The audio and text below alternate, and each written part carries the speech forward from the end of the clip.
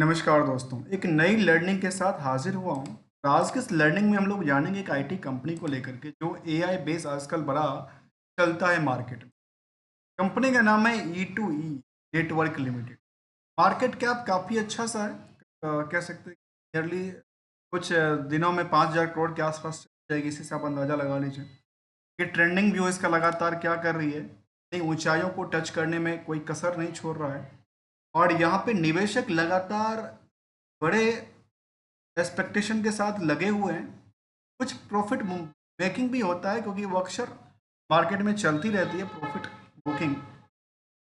जहाँ पे कंपनी के बारे में देखते कहती है India top provider of the advance cloud CPU की बात करती है। जो कि यहाँ पे कहते हैं निविद्याज कुछ कुछ ब्रांड्स की बात करती है, एक्टिविटी को बात कहती है इनके पास accelerated cloud build for development को लेकर कहती है, डेवलपर को लेकर कंपनी कहती है इनके पास क्या क्या काम है। कहती है जो इनके पास cloud GPUs, RTR AI ML platform की बात करती है, लाइनक्स क्लाउड की बात कर रही है, window cloud, storage cloud and the cloud को लेकर कंपनी का कामकाज है।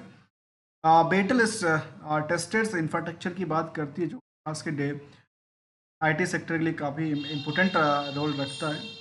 इसके अलावा देखा जाए कहती है कंपनी जिनके पास dedicated for the digital safety को लेकर कामकाज भी है और इनकी कुछ ब्रांड्स और बाकी सारी चीज़ें करती हुई नजर आती है। और उन्होंने कस्टमर रिव्यू के तौर पे मेंशन किया हुआ जहाँ पे कहते हैं कि 99% हमारे पास सपोर्ट की बात करती नज़र आ रही है। तो आज की लर्निंग में हम इसी पॉइंट को समझेंगे जो कहती कंपनी कहती है उनके पास यदि आप मॉनिटर प्रेस वाला की बात करें तो यहाँ पे 89 का उन्होंने लगा के रखा है अलग अलग प्रेस में रिलीज की मीडिया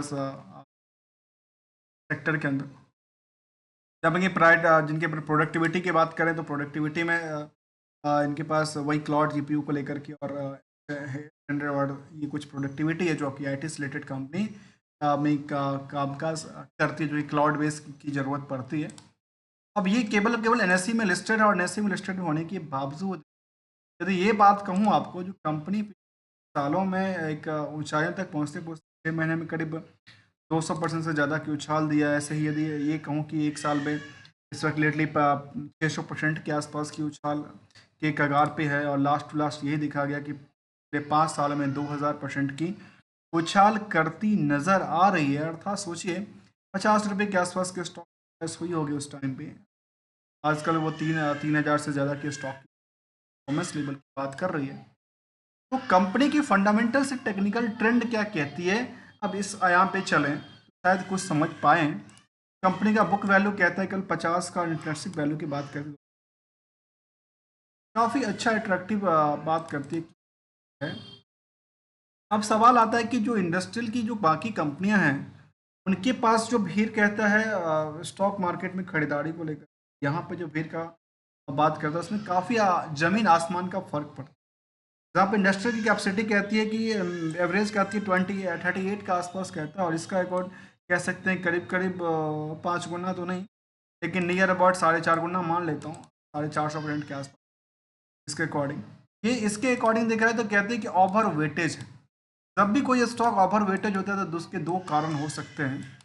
एक तो पहला कारण बताऊं यदि वो काफ़ी सस्ता है, वैल्यूएशन में सस्ता है, और दूसरा को प्रॉम्प्ट किया जा रहा है।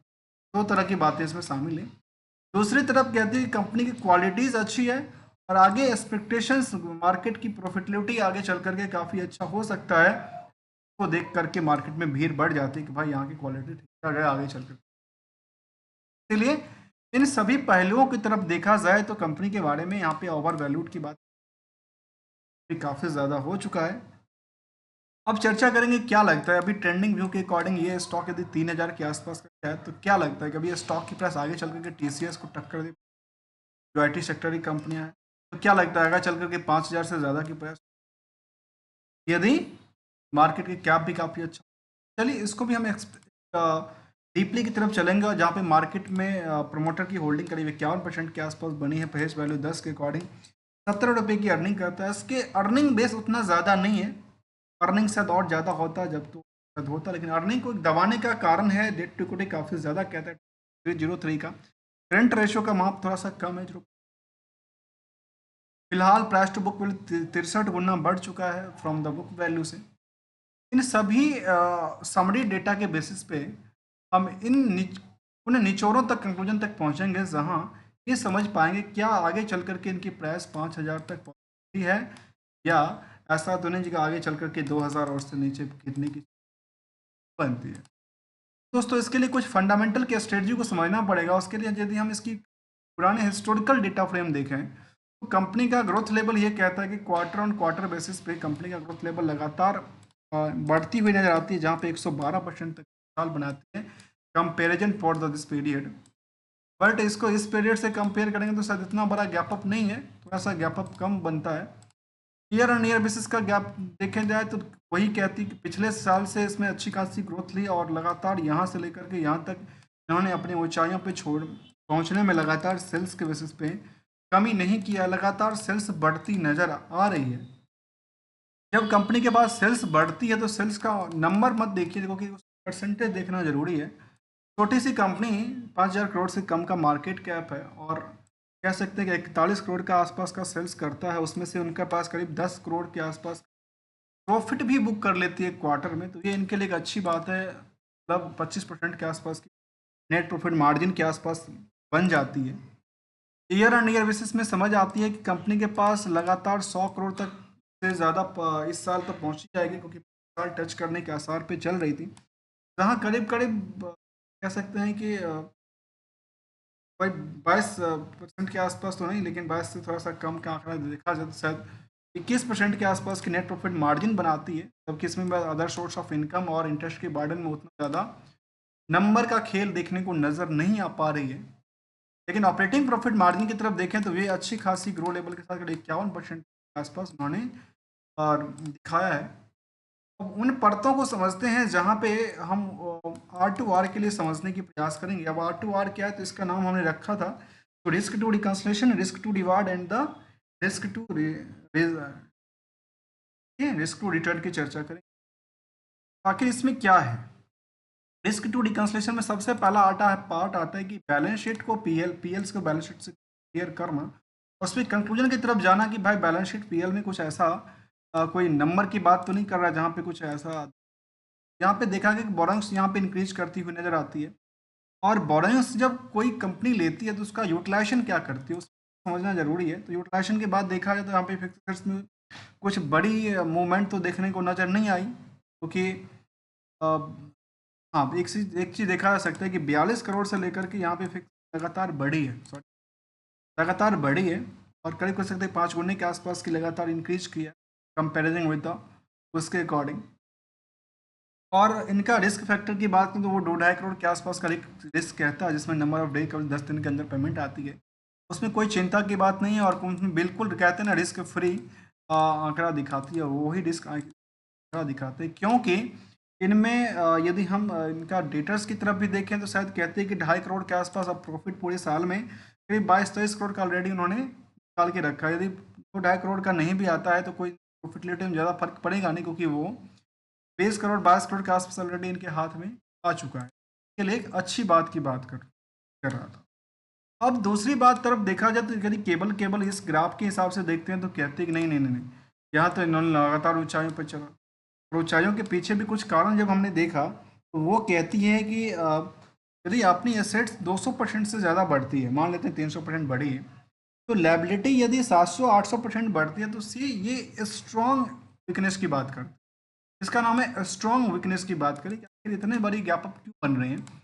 लायबिलिटी आपने इतनी ज़्यादा गैप बढ़ा लिया, एसेट्स आपकी बढ़ नहीं पा रहे हैं, और ये एक नेगेटिव सेंटिमेंट की तरफ भगाता है। लेकिन फंडामेंटल में उन तरह से चीज़ें नहीं दिखाता, मतलब वो उनको दरकिनार कर दिया जाता है कई दफ़ा, और वो अलग अलग सोचने के तरीके, अलग अलग रिकन्सलेशन, अलग अलग एनालिसिस करने के तरीके हैं, जहाँ पे निवेशकों को भी देखा जाता है कि निवेशक कितने हैं। तो कहते हैं कि यहाँ पे निवेशक में पहले से कुछ इन्होंने अपनी जब 24 की बात करें सितंबर में, इनका जो रिजल्ट आया है उसका शेयर होल्डिंग पैटर्न को लेकर के, उसमें इन्होंने करीब करीब 8% की होल्डिंग को कम कर दिया।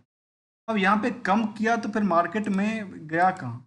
ये कुछ तो लेके आए होंगे जहाँ पे इनके पब्लिक के पास शिफ्ट करती नहीं, जहाँ पे DIFI भी लगातार उतने ही बने हुए हैं, उसमें कोई DI के FI के अंदर थोड़ा सा बिल्डअप हुआ भी है, लेकिन DI ने कोई बड़ी चाल यहाँ पे चली नहीं। नियरली ये कह सकते हैं कि अभी 14,000 के आसपास की भीड़ था जून तक में, और सितंबर में सीधे भीड़ बढ़ के 22,000 लोगों का हो गया। मतलब न्यू प्लेयर मार्केट में आए तो मार्केट को नई आयाम तक पहुंचाने में कोई कसर ही नहीं छूटा। और भले ही वो 2-3% की गैप अप हो, 4% की पिटवाली भी होता है, उसके पीछे कारण होता है प्रॉफिट बुकिंग। हमेशा मार्केट में लोग कहते हैं कि मार्केट क्रैश हो गया, मार्केट में सबके सब प्रॉफिट बुकिंग करते हैं। एक ट्रेंड होता है, एक वे कहते हैं ना, सब कोई नदी की धारा चलती है तो इसे वे में चलती है, उसको रोक वही सकता है जिसके पास बड़ी कैपेसिटी है, और वो क्या करती है, जो एक डैम बना सकता है। अदरवाइज ट्रेंडिंग वे से निकलना और उससे बेटर अपॉर्चुनिटी ढूंढना काफ़ी अच्छा माना जाता है। अब समझने वाली बात है कंपनी में को लेकर के, जो पूरे के पूरे हिस्टोरिकल डेटा कहती है जो सेल्स लगातार इस कंपनी में बढ़ी है, प्रॉफिट भी बढ़ी है, स्टॉक प्राइस CGR काफ़ी ज़्यादा इंक्रीज करती है, और रिजल्ट इनका रिटर्न ऑन इक्विटी भी बेहतर। मतलब यहाँ पे स्टॉक प्राइस को भगाने के लिए ये भी, ये भी और ये भी, इन तीनों दफाओं से देखा जाए, तीन को लगातार एक बूस्ट करती है। जब बूस्ट करेंगे तीन तीन मिलकर तो मार्केट को ऑब्वियसली क्या होगा, इंक्रीज करती हुई नजर आ सकती है। अब एक चीज़ और समझने वाली बात है, इनके पीएस में किसको रखा गया। पीएस में कहते हैं ओग्राविल फाइनेंशियल, PB फिनटेक, ऑफर्स और टाटा एलेक्सी जैसे शामिल है। जहाँ पे सबसे ज़्यादा किसी कंपनी में भीड़ है तो इसका नाम है PB फिनटेक, नंबर पे आती है, और E2E का नाम। तो यहाँ पे मार्केट कैप उतनी बड़ी नहीं है क्योंकि यहाँ पे नंबर ऑफ शेयर कम है, और इसकी वजह से, लेकिन थोड़ा सा डेट्स का पार्ट्स काफ़ी ज़्यादा रहा, जिसकी वजह से यहाँ पे पी रेशियो थोड़ा ज़्यादा दिखता है। यदि ये थोड़ा कम होता तो शायद और आंकड़ा अच्छी ग्रोथ लेवल की तरफ दिखता। अब एक चीज़ को और देखिए, यदि एनालिसिस के पार्ट की तरफ देखते हैं तो हमारे समझ में ये आती है, जो कंपनी गुड प्रॉफिटेबिलिटी की बात करती है, लास्ट 6 साल में अच्छा खासा ग्रो की बात करती है, रिटर्न 63x के हिसाब से बढ़ चुका है मार्केट में। और क्वार्टरली में इनका ये देखा गया कि प्रमोटर अपनी होल्डिंग को थोड़ा सा डिक्रीज किया है, वो पब्लिक के पास शिफ्ट किया है। उसकी मेन वजह क्या है ये तो नहीं देख सकते यहाँ पे। पढ़तों को यदि ये देखा जाए तो लेटेस्ट अपडेट में कंपनी के पास क्या आती है, कहती है जो inform regarding the trading window close की बात करते हैं, मतलब कैपिटल फंड रेजिंग की बात उन्होंने कहा था, और उन्होंने कैपिटल रेज किया था अभी जिसमें 22 सितंबर को उन्होंने कहा कि मन बात करें अलॉटमेंट ऑफ इक्विटी शेयर की बात, उन्होंने इक्विटी की बात किया था। उस उन्होंने अप्रूवल की को लेकर कहा था, शेयर होल्डिंग मीटिंग में उन्होंने सारा 5 नंबर को अपडेट किया होगा। क्यों इसमें नया कैपिटल शायद इंट्रोड्यूस करती हुई नजर आई है, कुछ फंड आई है, लेकिन यहाँ बैलेंस शीट तो ऐसा अपडेट नहीं, पिछले साल की तरह ही रहता है। इसलिए जो डेटा है वो उसमें ऐसा डिफरेंस आ रही दिख है। तो हमने समझने का प्रयास किया इस कंपनी को लेकर के जिसका नाम था QE। और दोस्तों आते हैं कुछ कंक्लूजन की तरफ। कंक्लूजन इसके बारे में जब हमने कहा कि 5,000 तक पॉसिबिलिटी है या नहीं, तो देखो दोस्तों फंडामेंटल और जो ट्रेंडिंग टेक्निकल ट्रेंड की बात करें, दोनों उनको बैकअप सपोर्ट दे रही है, अब चलने के लिए तैयार हो। बट आपने देखा होगा मार्केट में कई बार कुछ ऐसा होता है कि कुछ लोग कहते हैं कि अच्छा यहाँ पे हमने तो लिया था यहाँ पे आकर के और मार्केट गिर गया, यहाँ पे ले गया था मार्केट, और उनको पेनिंग होकर बेचना पड़ता है। उसके पीछे कुछ कारण है, उसके पीछे कारण है जो ट्रेंड जब जिस दिशा में चलती है उसको यदि फॉलो किया तो ही ठीक है, अदरवाइज यदि जिस टाइम पे लिया उसमें खुद की रिस्क, फाइनेंशियल रिस्क पोजीशन को देखना पड़ेगा, और एक्सपेक्टेशन देखना पड़ेगा भाई कितने मिलती है। कई बार ये भी हो सकता है जब यदि मैंने मान लेते हैं एग्जाम्पल के तौर पे 10% की इसमें है, जहाँ हम रिस्क लेते हैं चलो 10% हमारा गैप अप हो, कई बार 10% की गैप अप तो नहीं जा पा रही है, लेकिन मार्केट इसी दिशा में चल रही है सेम प्राइस और उसने ज़्यादा। और कई बार ये भी होता है कि 10% की गैप अप तो चली गई, लेकिन पैनिक होकर के निकल भी जाना, फिर यदि मार्केट और नीचे बॉटम पे जाती है और उस टाइम पे कई बार मोटर मार्केट सीधे चलने लगती है, उस टाइम पे थोड़ा सा सिचुएशन उल्टा पड़ जाता है कई बार। इसीलिए इस एक्सपेक्टेशन के साथ जब एक अच्छी वैल्यू मिलती है किसी सामान को, वहाँ पे आकर के लोग उसको बेचते हैं, और बेचने के लिए भाई मार्केट में प्रयास करते हैं, मार्केट की कह लीजिए मार्केट में प्रॉफिट बुकिंग चल रही है, और ये अक्सर चलती रहती है। के बारे में हमने समझने का प्रयास किया है। दोस्तों किसी भी कंपनी को लेकर, किसी भी प्रोडक्टिविटी को लेकर हमारे सबसे ट्रेडिंग और एडवाइजरी हेल्प और बात नहीं की जाती है, only as a learner part. Value additions मिलती है तो चैनल को सब्सक्राइब, वीडियो को लाइक कर सकते हैं। Better learning awareness education promote करने के लिए हमारे ज्वाइन बटन को क्लिक करके सपोर्ट भी दे सकते हैं। मिलते हैं कुछ नई स्टडी के साथ, नई कंसेप्चुअल लर्निंग्स का पॉइंट ऑफ व्यू से। तब तक के लिए thank you and enjoy it.